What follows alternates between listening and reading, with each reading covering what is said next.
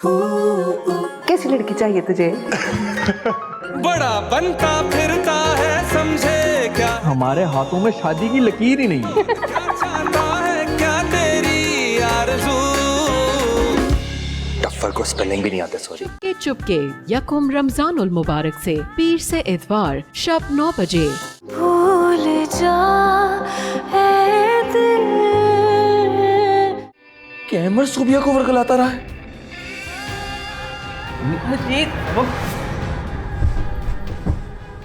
तुम्हें तलाक देता हूं, तलाक देता हूं, तलाक देता हूं।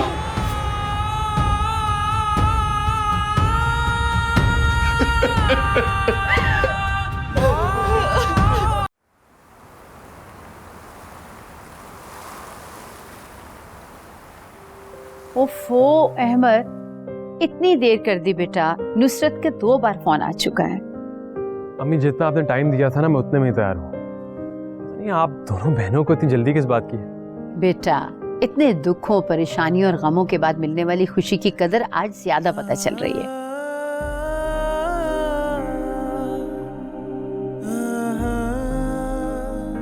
पप्पू की वफात को काफी अरसा हो गया,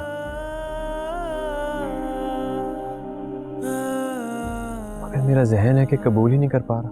वो बेकसूर थी, अपने बेटे की जुर्म की सजा उसने काटी। याद है हदीद कैसे रो रो के कह रहा था कि मेरी माँ को कोई बुरा ना कहे, वो बेकसूर है।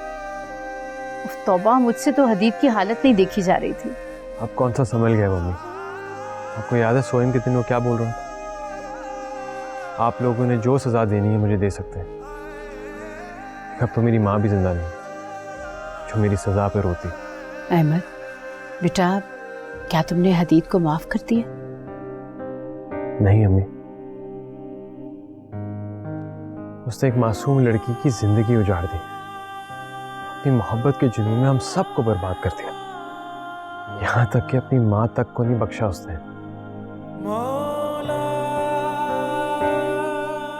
और ये सब उस मोहब्बत की खातिर जो उसकी कभी थी ही नहीं। खैर, काफी देर हो गई, मेरे ख्याल से अब चलना चाहिए। सुनो, तुमने एक बार फिर कहना था ना अपने बाबा को कि हमारे साथ चले। वो बाबा का सदमा बहुत गहरा है अम्मी, और उन्हें इस बात का दुख है कि आखिरी बार उन्होंने इतने सख्त लहजे में अपनी बहन से बात की। उन्हें अभी थोड़ा वक्त और लगेगा। चलो।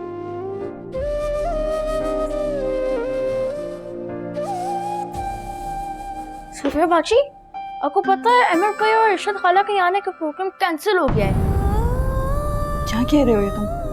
कुछ हुआ है बाहर? कोई बात हुई है? मुझे बताओ शोभी, क्या हुआ है? सॉरी सुफिया बाजी, मैं तो मजाक कर रहा था। अहमद भाई ने मुझे जोक करने को कहा था। आप ठीक तो है ना?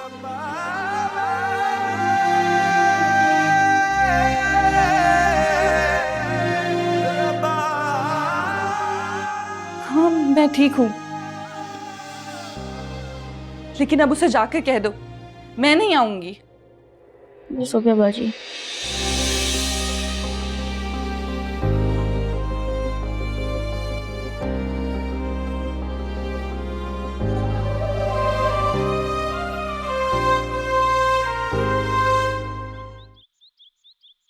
अच्छा किया जो तुम आ गए। तुम आते हो तो लगता है कि जैसे कोई अपना मेरे पास। ऐसा लगता है जैसे कोई मुझे अपनी मोहब्बत के हिसार में लेने आ गया। तुम जिस दर्द से गुजर रहे हो वो मैं महसूस कर सकता हूँ। मैंने भी अपने माँ बाप को खोया, तुम्हारा दोस्त हूँ। इस वक्त मैं तुम्हें अकेला नहीं छोड़ सकता, तो बस आ गया मैं। तुम जानते हो, मैं जब ऑफिस से आता था तो वो यहाँ इस लॉन में टहला करती थी, और अब जब मैं ऑफिस से आता हूं तो मेरा दिल डूबता है, मुझे घबराहट होती है। मेरी मामा चली गई, वो मुझे छोड़कर चली गई।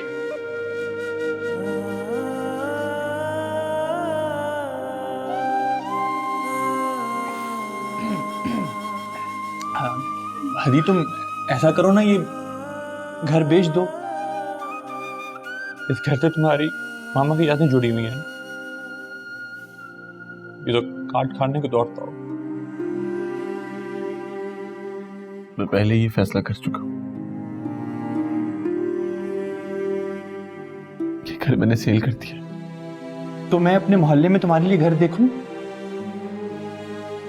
उतना पौष तो नहीं है, लेकिन तुम वहां बोर नहीं हो, कभी घबराओगी नहीं। वहां पे हम सब खानदान की तरह रहते हैं। इसकी जरूरत नहीं है।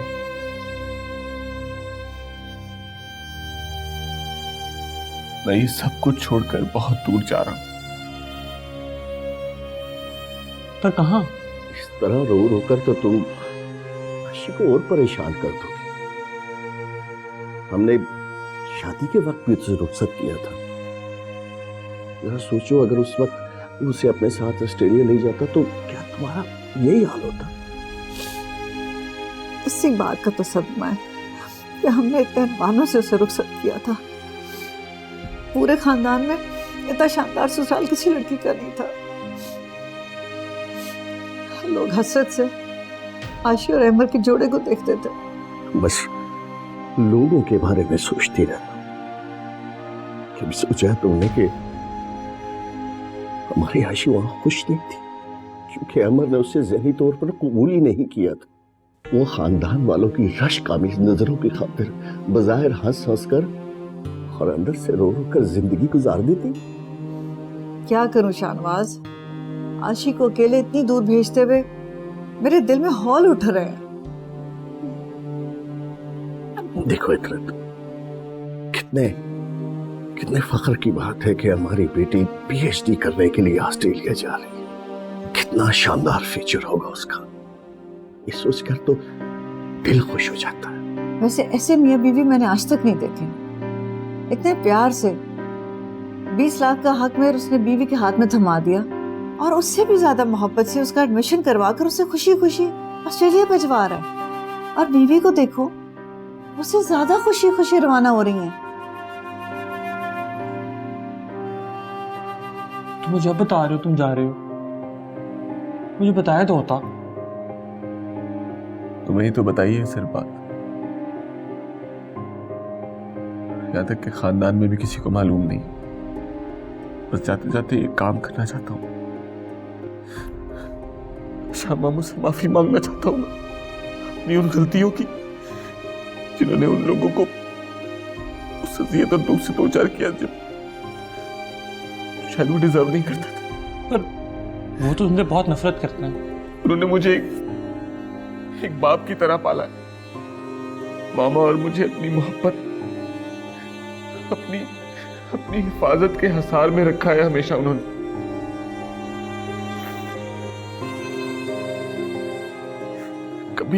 कभी भी किसी चीज की कमी महसूस नहीं होने थी उन्हें मुझे। शाह मामू ने एक बाप की तरह मेरी परवरिश की, मेरी हर जरूरत को पूरा किया, यहाँ तक कि अहमद और मेरे दरमियान कभी कोई फर्क नहीं रखा अशर। और मैंने क्या किया मैंने अशर? अरे मैंने अपनी उस मोहब्बत की खातिर उनकी सारी खुशियों को भेंट चढ़ा दिया। ये डिजर्व करता है।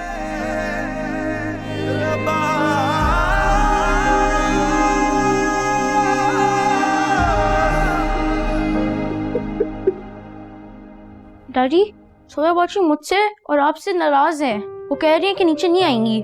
देखा, मैं कह रही थी ना तुम लोगों से, ना करो उसके साथ ऐसा मजाक। अभी कुछ वक्त लगेगा उसे अपने आप को संभालने में। इशरत आपा बिल्कुल ठीक कह रही हैं। हम में से किसी ने ये सोचा भी नहीं था कि हमें ऐसे दिन भी देखने पड़ेंगे।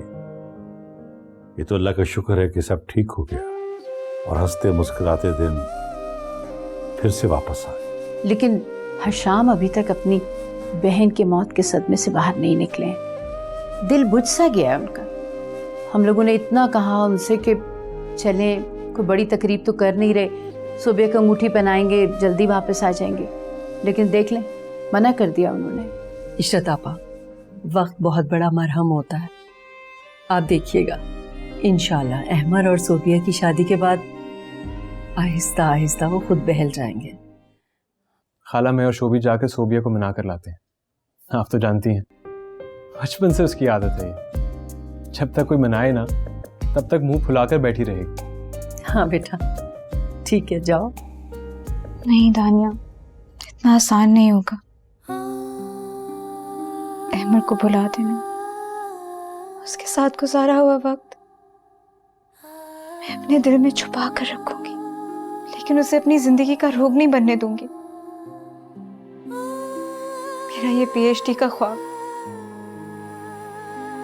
जिसे इन मोहब्बतों ने धुंधला दिया था,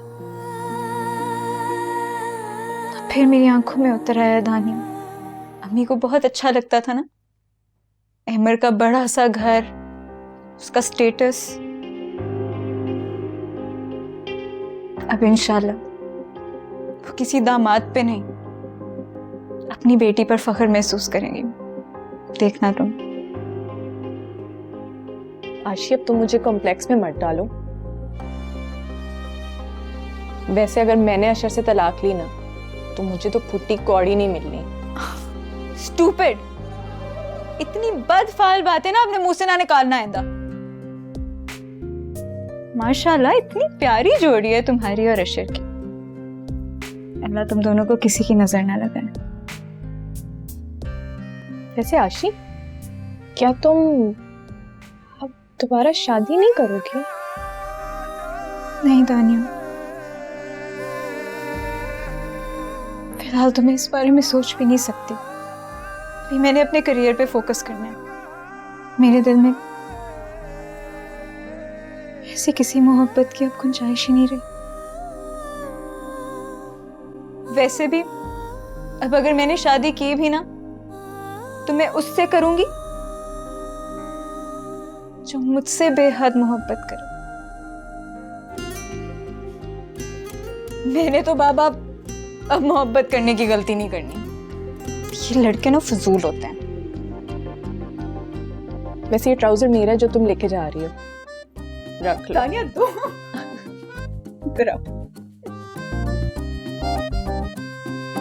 आशी, मैं तुम्हें बहुत मिस करूंगी।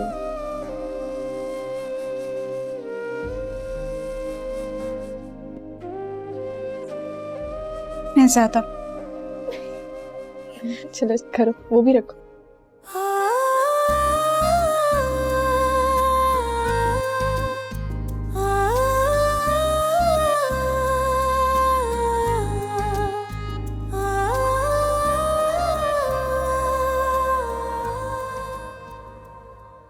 शोभी, तुम्हारी सोबिया बाजी को कैसे मनाया जाए?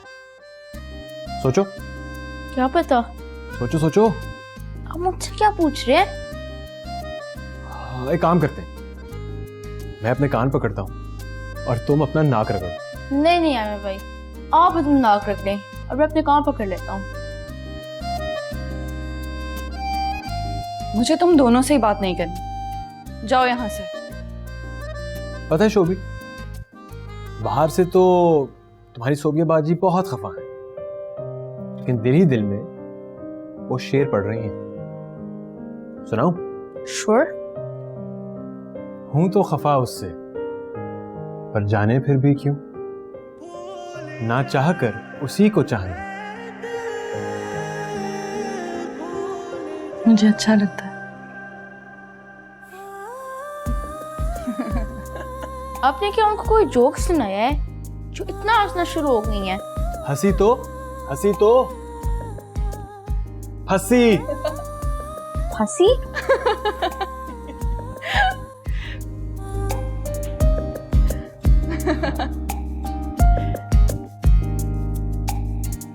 बाहर सब इंतजार कर रहे हैं। वो खूबसूरत लम्हा लौट आया।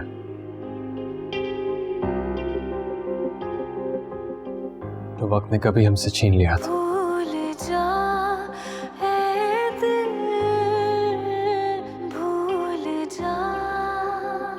ओ मेरा जुनू है तू, मेरा जहां, इश्क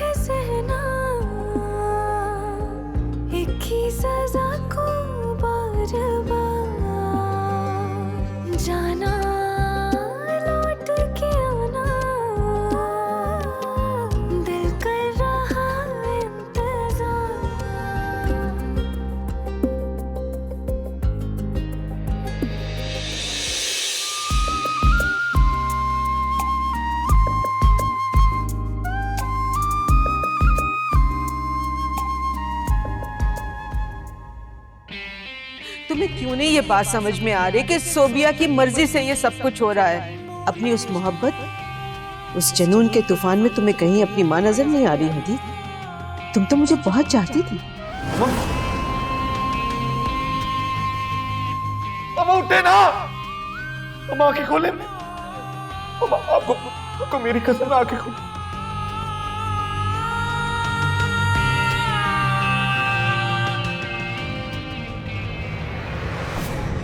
सारी दुनिया हमारी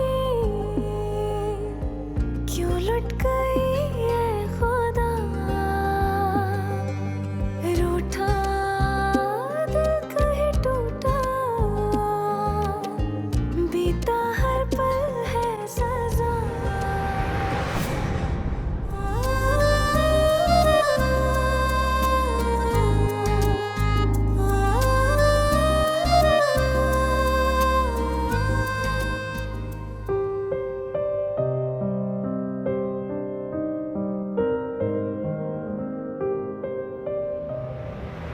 हमने दुआ में थी मांगी रसाई, किस्मत कहाँ से ये लाई जुदाई।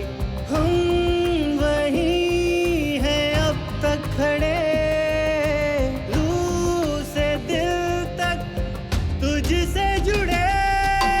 हारा गम का मारा दिल कहाँ जाए बंजारा, हारा गम का मारा बंजारा, हारा गम का मारा दिल कहाँ जाए बंजारा, हारा गम का मारा बंजारा।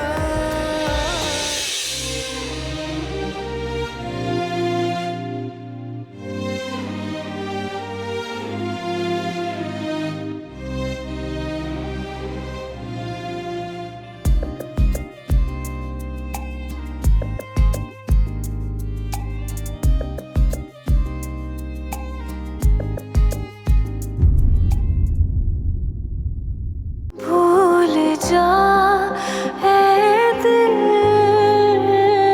एक बार वैसे ही खुदा हाफिज कह दीजिए, जिस तरह मेरी माँ मेरे टूर पर जाते हुए मुझे खुदा हाफिज कहती थी।